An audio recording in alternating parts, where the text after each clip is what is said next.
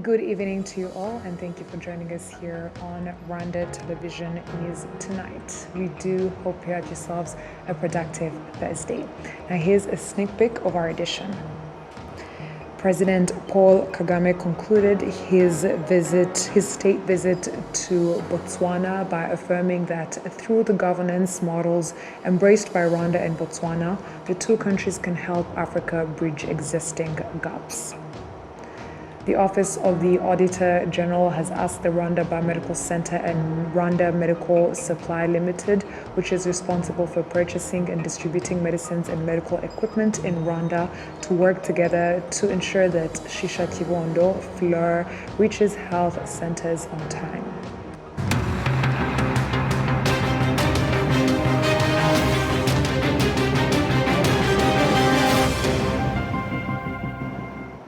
We are glad to have your company coming to you straight from the heart of Africa tonight in Kigali. My name is Martina Abera.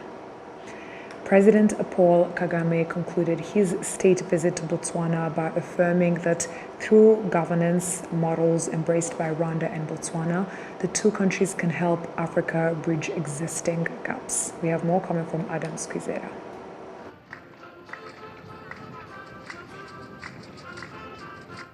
On Thursday afternoon, President Paul Kagame wrapped up his two-day visit to Botswana, whereas in the morning, he toured Diamond Trading Company Botswana DTC Botswana, a 50-50 joint venture between the government of Botswana and De Beers. DTC Botswana is the world's largest and most sophisticated rough diamond sorting and valuing operation, with the capacity to sort up to 45 million carats annually. During a state banquet hosted by President Duma Gideon Poko, President Kagame emphasized that Rwanda and Botswana share a governance idea that places citizens at the center of development. Reflecting the ease and trust that exists between our two countries. Rwanda and Botswana relate so well because we have a similar outlook on governance. We believe that lasting progress requires leadership that is purposeful, accountable, and centered on the well-being of our people. This shared approach also shapes our broader aspirations for the continent. The head of state also stressed that Africa's challenge is not a lack of talent or ideas, but rather the disconnect between ambitions and implementation. He noted that young people across the continent need opportunities that can enable them to achieve sustainable development. Africa is not short of talent or ideas. What it has lacked at times is alignment between vision and execution. Countries like ours can help bridge this gap by working more closely together and delivering results. At the end of the day, young people in Kigali, Gaborone, and elsewhere on the continent want the same thing: a fair chance to succeed and to move forward in life. It is our duty as leaders to create the conditions that make that possible. This is precisely what we are working towards and why visits like this matter. President Kagame's visit to Botswana was marked by the signing of several bilateral agreements and memorandums of understanding in various areas, including a double taxation avoidance agreement, a memorandum of agreement on visa abolition for holders of diplomatic, official, and national passports, a bilateral air service agreement, an MOU in field of health, an MOU on economic, trade, and investment, and an MOU between the Botswana Investment and Trade Center and the Rwanda Development Board, RDB. Adam Squizera, RwandaTV News. The Office of the Auditor General has asked the Rwanda Biomedical Center and Rwanda Medical Supply Limited, which is responsible for purchasing and distributing medicines and medical equipment in Rwanda, to work together to ensure that Shisha Kibondo flour reaches health centers on time. An audit has showed that 72 health centers have gone between 2 months and a year and a half without receiving the flour. The contents of the Auditor General's report, which was presented to the plenary sitting of both chambers of parliament, show that in the previous fiscal year, the health centers did not get the flour, despite RMS having more than 1,000 tons sitting in its stores. In 2017, the government of Rwanda, through the Ministry of Health, began distributing the Shisha Kibondo flour to vulnerable families with children suffering from malnutrition and stunting. It is one of the many measures that have helped the country reduce stunting among children from the 51.8% rate recorded that year to the current 27%, with the target being to bring it below 15% by 2019. Economic experts and users of financial services are calling on major commercial banks to make it easier for people to access loans for agriculture and small and medium-sized enterprises, saying that many borrowers are forced to rely on savings and credit groups because banks do not provide financing that matches the scale of their businesses' expansion needs. Statistics from the central bank show that savings and lending groups continue to attract many adults seeking loans for self-development.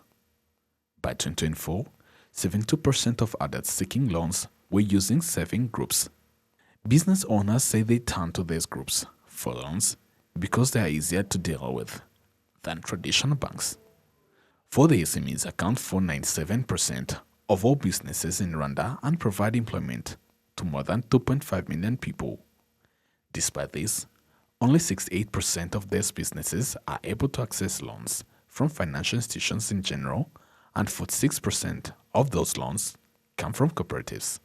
Economic expert Carissa John Bosco believes the operations of financial institutions need to change so that the share of loans invested in agriculture can rise beyond the current 3 to 6%. The issue is that the banks currently need really to step in terms of their efforts to extend more credit to MSMEs as well as to agriculture.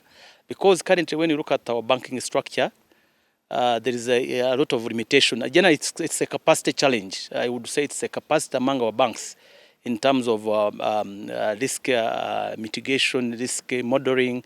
So they are more on risk averse. They have a risk averse behavior, which really prevents them to lend to MSMEs as well as to agriculture.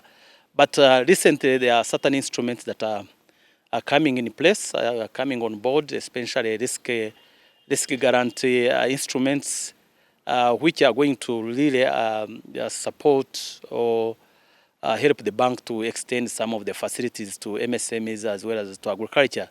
But currently, the credit to MSMEs as well as to agriculture sector is still very, very small, and it needs to be really expanded. It needs to be scaled up at the tune that at least to the 10% of the GDP. Currently, it's very low. It's around 3%. So there is a need really to address issue of moral hazard, issue of risk aversion. In Rwanda, only 22% of people are served by commercial financial institutions, while 96% of adults eligible to use banking services, equivalent to about 7.8 million people, have access to financial services overall. Another economic expert, Sato Habyarimana, says saving groups can attract many people because operational approaches than commercial banks despite years of profitability. So that's a risk issue, and but also we have realized there is also it's also linked to the knowledge banks and bankers have about these people.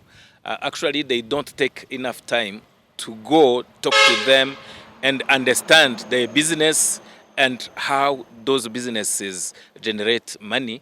Because actually, if we could shift, for example, our paradigm and start thinking about, instead of thinking who owns collateral, physical collateral, and start thinking who has a business which generates enough inflows, cash inflows, then definitely before that paradigm shifts, then we will always observe the problems of lack of lending or access to credit for those businesses in the informal sector or in small and medium enterprises. And actually, it's a missed opportunity for Rwanda to create jobs, but also to make those businesses thrive. In the official gazette published on August 22nd, 2024, a law regulating the operations of saving groups was introduced. In addition, the National Bank of Rwanda established its 2026-2030 strategy aimed at promoting financial inclusion and helping citizens make productive use of financial services. At the La Corniche border post, which connects Rubavu and Goma, 359 Rwandans have returned from the eastern part of the Democratic Republic of the Congo. Those who are returning say the reason many men do not return is because of fear instilled in them that if they do, they will be killed or imprisoned. As is usually the case, women and children were the majority in this latest group as well. Those who returned say they would have come back earlier, but were unable to do so because they were prevented by armed groups, mostly notably the FDLR.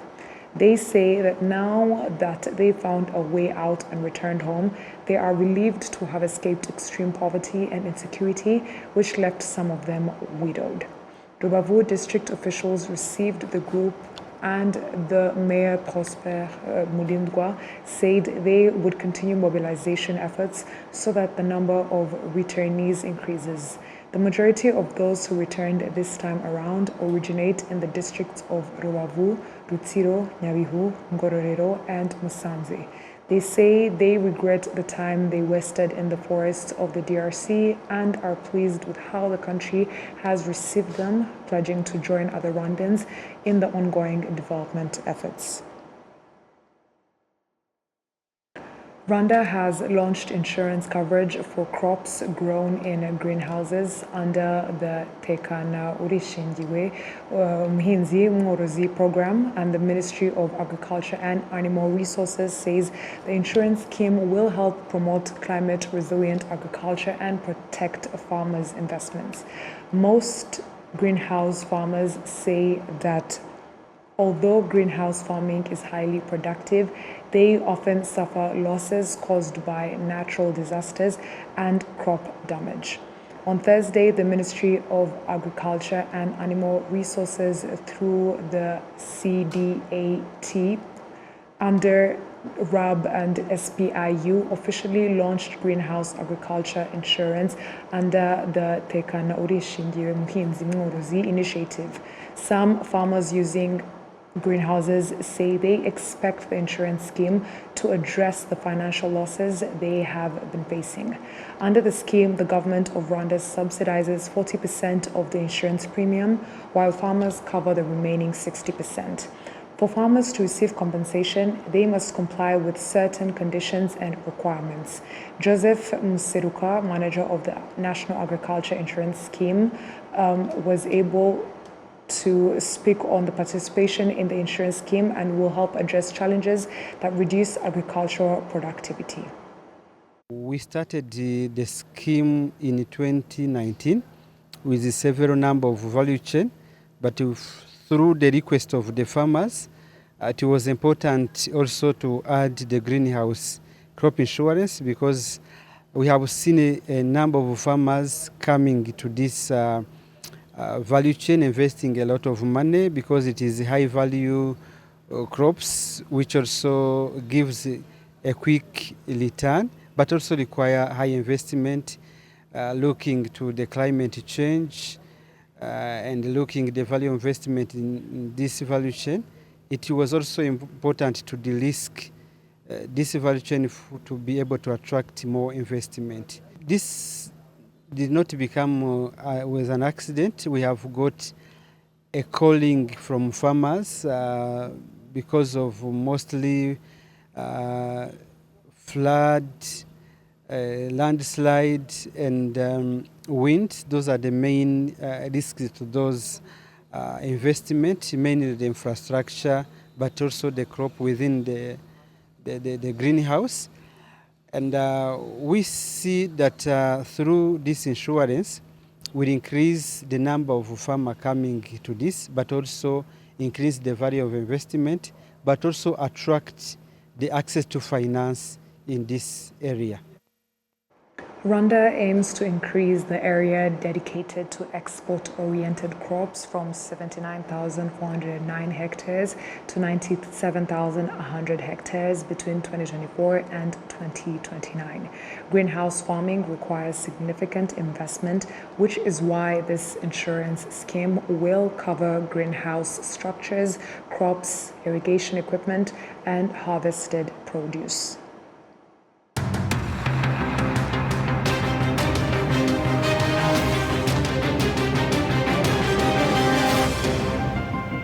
And on that note, we've come to the end of tonight's English Bulletin. We thank you for sticking with us. On behalf of the news production team and the technical team, my name is Martina Avera, and until next time, stay safe and have a good night.